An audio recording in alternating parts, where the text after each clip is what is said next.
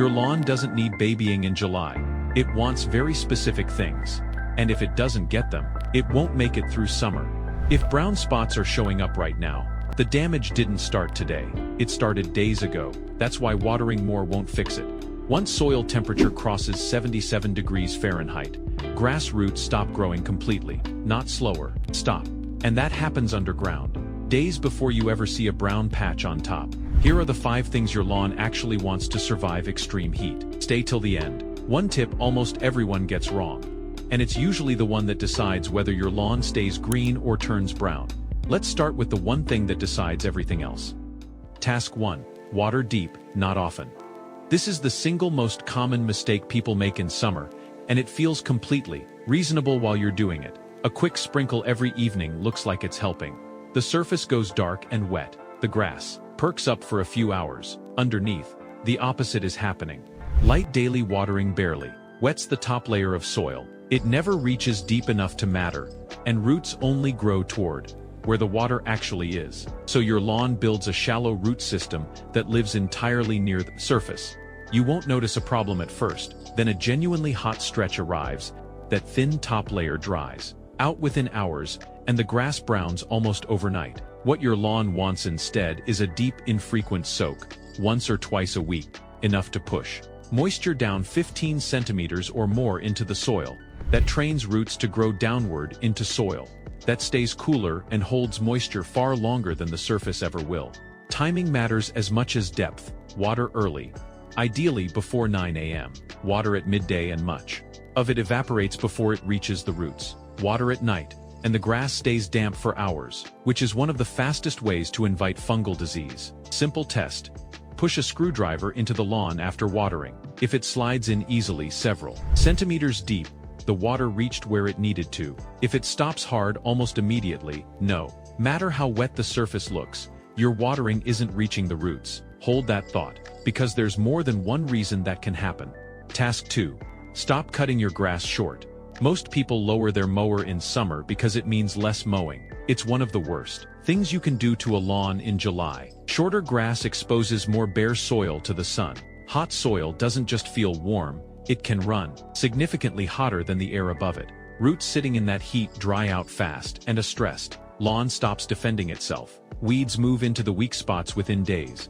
Each grass blade works like a small solar panel, converting light into the energy the plant uses to grow roots and recover from stress. Cut too much of it away, and you cut away the plant's ability to protect itself. For most common lawn types, a mowing height of around 7 to 10 centimeters holds up far better. Through summer heat, follow the 1/3 rule. Never remove more than 1/3 of the blade height in a single cut, and check your mower blade. A sharp blade slices cleanly, a dull one tears the tip, and torn tips turn brown fast, tricking you into thinking your lawn is thirsty when it's actually just cut badly.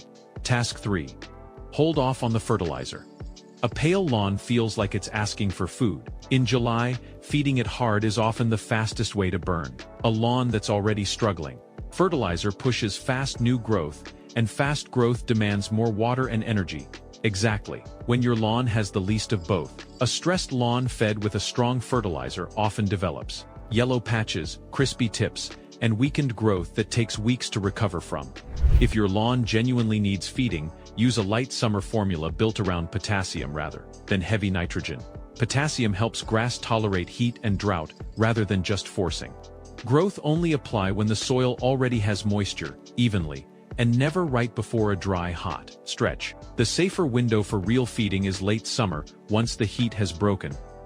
Task 4. Check before you assume it's drought.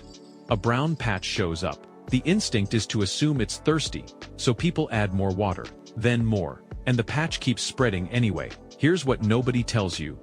You can be watering exactly right, deep, early, consistent, and still be losing, because sometimes the water isn't even the problem. It's what's stopping it from getting in. Push that screwdriver in again, this time in the damaged patch. If it stops hard just a couple of centimeters down, or if water pools on the surface for a few minutes, instead of soaking in, the soil underneath has compacted into something closer to a lid than a sponge. Water hits it and runs off sideways instead of reaching the roots at all, no matter how well you're watering above it. kneel down and gently lift the grass at the edge of the patch. Does it pull away from the soil with almost no resistance, like a loose carpet, that can point to root-feeding grubs? Underneath, look at the blades instead. Unusual rings, spots, or a powdery discoloration often point to a fungal disease rather than dry soil. And adding more water to a fungal problem doesn't fix it. It feeds it. The rule that saves you money and time. Inspect first, treat second. Never assume the cause before you've actually looked, and never assume it's a watering problem before you've checked what's happening in the soil itself. Task 5. Learn the 4 warning signs. By the time a patch turns fully brown, you're already behind. Color change comes first. Healthy grass is bright green. Stressed grass shifts to a dull gray, blue, sometimes almost purple. Footprints are next. Healthy grass springs back within seconds. If yours stays pressed in, it's already dehydrated. Folded blades follow, as grass rolls its leaves inward to reduce sun exposure. And finally, cracked soil at the edges of paths and bare patches signals it's losing moisture fast. Catch any of these early, and a proper deep watering session usually turns things around within a few days. Miss them, and the lawn moves into dormancy instead. One more thing before we get to that. Every time you mow this month, leave the clippings on the lawn instead of bagging them. Evenly spread clippings act as a light natural mulch. They shade the soil, hold in moisture, and break down to quietly feed the roots. Just make sure they're short and light. If they clump into thick piles, mow again in a day or two to break them up. What if the lawn is already brown? If parts of your lawn have already gone brown, do not panic and do not assume it is dead. Most established lawns are not dying, they are dormant. This is a natural survival response, where the plant shuts down visible growth to protect its roots and waits out the heat.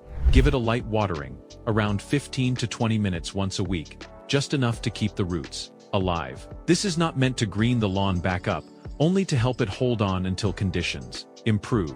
Do not try to force a dormant lawn back to life mid-heat wave. It will not respond, and you will only waste water. Focus on keeping it alive now, and repair it properly in autumn with overseeding, aeration, and proper feeding once the grass is actively growing again.